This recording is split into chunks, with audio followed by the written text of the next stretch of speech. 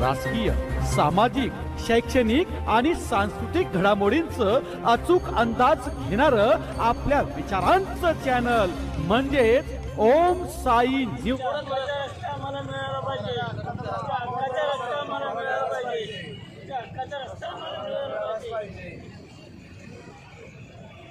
बाबा नेमकी काय मागणी आहे तुमची आणि कशा संदर्भात उपोषण करताय? आम्ही शिवरस्ता मोकळा करण्यासाठी मागणी आहे आमची। मग असे जिल्हाधिकारी साहेब यांचे आदेश आहे की बा ग्रामीण भागातील शेतकऱ्यांचे रस्ते तातडीने मोकळे करून द्यावे शेतकऱ्यांसाठी। त्यासाठी माझ्या गावाचा जो रस्ता आहे कांग नदी आपला लोणी ते पिंपरी शिवरस्ता आहे, मधल्या भागापासून कांग नदी ते हिंगण्या रस्त्यापर्यंत 4 किलोमीटरचं अंतर आहे। हा रस्ता नेहमीच शेतकऱ्यांसाठी खुला पाहिजे असावा, परंतु तिथं काळीची माती असल्याने चिखल होत असतो, शेतकऱ्यांना मोठ्या प्रमाणात त्रास होत होतो। परंतु हे करण्यासाठी मी स्वतः आमच्या शेतकऱ्यांच्या सह्या घेऊन दिनांक आपला 20/2/2025 रोजी मासे तहसीलदार साहेब यांना अर्ज दिलेला होता व नंतर तहसीलदार साहेब यांना 8/4/2025 रोजी निवेदन पण दिलेलं होतं।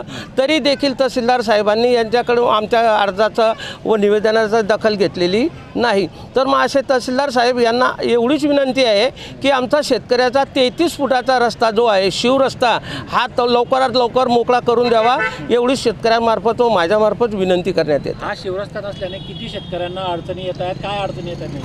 हा शिवरस्ता नसल्यामुळे कमी असल्यामुळे, कारण की 33 फुटाचा शिवरस्ता असतो परंतु तिथं गाडीच वापरू शकते, त्यामध्ये आमच्याकडे कमी 150 शेतकऱ्यांचे हाल होत असतात। शेतकरी त्या दोघी गावाचे शेतकरी आहे, हिंगणा आपलं मेहगाव आणि आमच्या टाकळी गावाचे शेतकरी आहे, आणि टाकळी गावाचे पूर्ण शेतकरी त्या शिवरस्त्याने जाव येऊ करत असतात। त्यामुळे बारिशमध्ये कारा होतो, भरपूर प्रमाणात खड्डे होता आणि पाणी असलेलं असतं, जनावरांचे एवढे हाल होता, ट्रॅक्टर जात नाही, बैलगाडा जात नाही, मोटारसायकल जात नाही, त्यामुळे शेताचे कामंसुद्धा होत नाही, शेतकऱ्यांचा पिकावर सुद्धा परिणाम होतो आणि अन्नधान्यसुद्धा बाहेर काढता येत नाही। 4 महिने पावसाळ्याने ते खड्डे झालेले असतात, त्यामुळे शेतकऱ्यांचे भरपूर प्रमाणात हाल होत असतात। यानंतर देखील जर तसं लक्ष दिलं नाही तर काय इशारा राहील? यानंतर जर साहेबांनी आता निवेदन तर दिलेलंच आहे, आम्ही उपोषणाला तर बसलेच आहे। साहेबांना आमची रिक्वेस्ट राहणार आहे की साहेब आम्हाला तात्काळ